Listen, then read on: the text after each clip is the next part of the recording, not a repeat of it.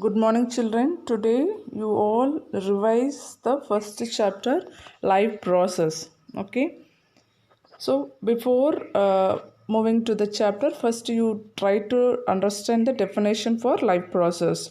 You learn what do you mean by life process. What do you mean by life process? To keep ourselves in our life conditions, our body will do so many processes like nutrition, digestion, respiration, excretion. All those comes under life process.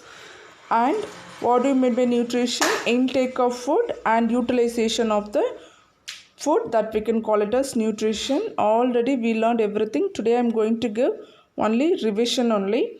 And what are the modes of nutrition? Autotrophic, heterotrophic and saprotrophic nutrition. And what do you mean by autotrophic nutrition? Auto means cell, trophic means nourishment. So self nourishment. Under self nourishment, which kind of plants, which kinds of organisms will come? Plants will come under self nourishment, and also a bacterium. Only one group of bacterium, cyanobacterium or blue green algae, comes under autotrophic mode of nutrition, where they will use a raw material like sunlight, carbon dioxide and water. Based on that, the plant they can able to prepare its own food, that is glucose. So carbon dioxide from atmosphere, water from root. So they'll utilize these resources. You will get C6H12O6, your glucose, and it started to release oxygen and some amount of water molecule. Here light energy is converted into chemical energy. So we can call photosynthesis as photochemical process or phytochemical process. Photosynthesis, we can call it as photochemical process. So photo means light. So what is the use of light? Light will help to split the water molecules H2O into H and O. So this H is added to the carbon dioxide and you will get a carbohydrate. So reduction division takes place in carbon dioxide. Imagine reduction means addition of hydrogen. So carbon dioxide plus hydrogen, you will get a carbohydrate, CHO. So first step is photolysis of water. Second step is reduction of carbon dioxide and you will get a glucose. Already we discussed, only to brush up I am giving. And heterotrophic nutrition, animals they used to take food from plants, that we can call it as animals used to take food from plants, that we can call it as heterotrophic nutrition. And saprotrophic, in this mode nutrition, organisms obtain food from dead and decaying organisms, for example fungus and bacteria, that we can call it as saprotrophic nutrition. And photosynthesis, how the conversion of light energy into chemical energy. Light energy is sunlight, chemical energy is the glucose. Okay, how it is converted, light energy to the chemical energy. First one is splitting of water molecules through a light, that is photolysis of water. Second, reduction of carbon dioxide into carbohydrate. Next, how the mechanism of opening and closing stomata. This diagram also you practice. Already many a time we discussed this content. If you have any doubt, please send your doubt in 10th bio group. And nutrition in amoeba. Okay, ingestion, digestion, assimilation, egestion. The four concepts also you want to read thoroughly. And phagocytosis, and how nutrition will be in human beings. And what is the role of mouth? Amylase, salivary amylase is very important to break starch into disaccharide. Starch is a polysaccharide, sugar is a disaccharide. So other name for disaccharide we can call it as maltose. And here carbohydrate digestion begins in mouth, and esophagus no digestion. And stomach, we can see the mucus, hydrochloric acid and pepsin. Mucus, hydrochloric acid, pepsin. Mucus to safeguard the stomach layer from hydrochloric acid. Hydrochloric acid makes the medium into acid, and pepsin will digest the protein into amino acids. And what is the role of small intestine? Complete digestion would takes place in small intestine. It is a 6 meter in length, and here conversion of peptones. Peptones is an intermediate product of proteins.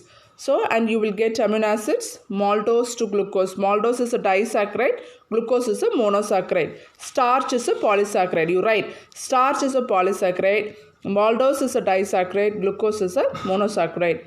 And emulsified fat, that is fatty acids and glycerol, every process would takes place only in small intestine. So we can call small intestine only complete digestion would takes place.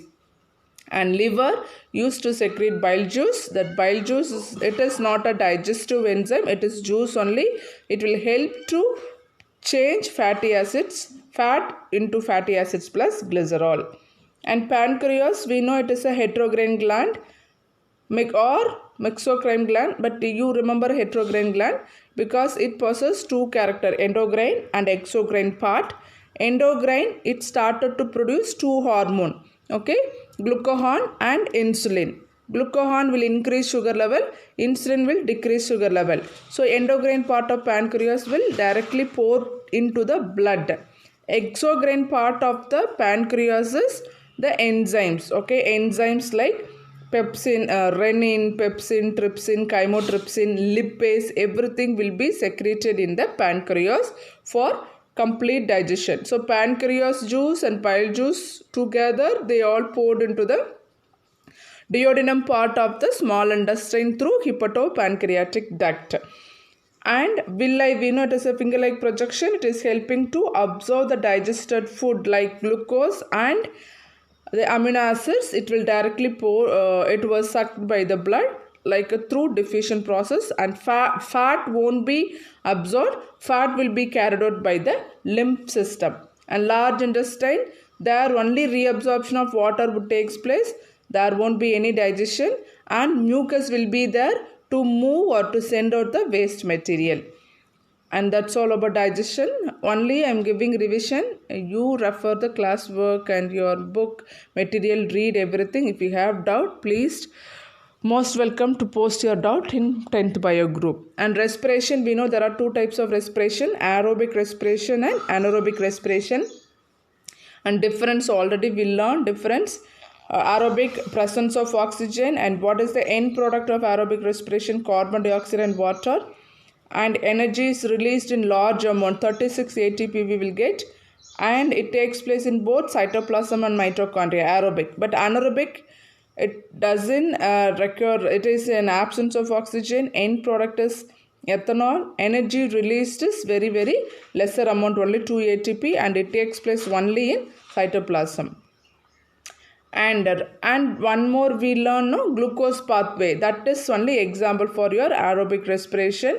How glucose will be produced because of photosynthesis. The glucose will be in the cytoplasm. How the glucose will cleaved into pyruvic acid, and from pyruvic acid how you will get lactic acid and ethanol, and also how it was converted into energy, carbon dioxide plus water, that glucose pathway, okay.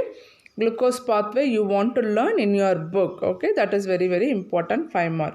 And how respiration will takes place. And now the oxygen is getting inside the nostril, and it will pass through the hair where the filtration of dust particles would takes place, and it will move to the pharynx, and it will go to larynx, trachea, bronchi, bronchioles. At the end of the bronchioles we can see a balloon-like structure that we can call it as alveoli. Alveoli is the respiratory unit. It is very thin surface membrane where exchange of gases like carbon dioxide from blood, it will reaches the lungs, and from lungs the oxygen will reaches your blood. So exchange of gases would takes place in the alveoli membrane through a simple diffusion process. So you want to remember that concept.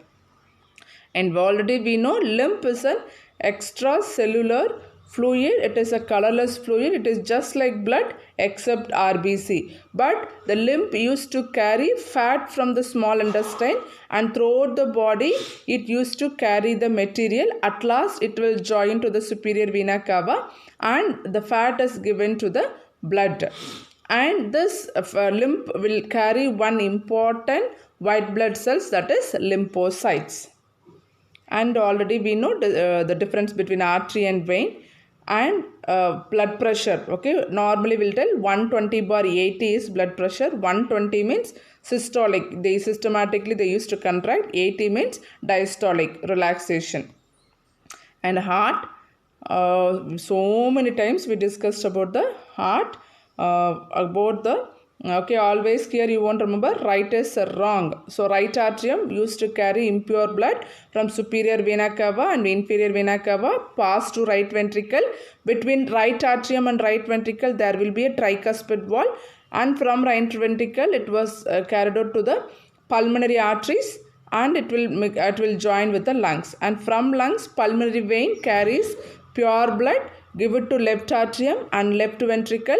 Between left atrium and left ventricle there will be a bicuspid wall or mitral wall, and from that it will join to the aorta. It is a big artery.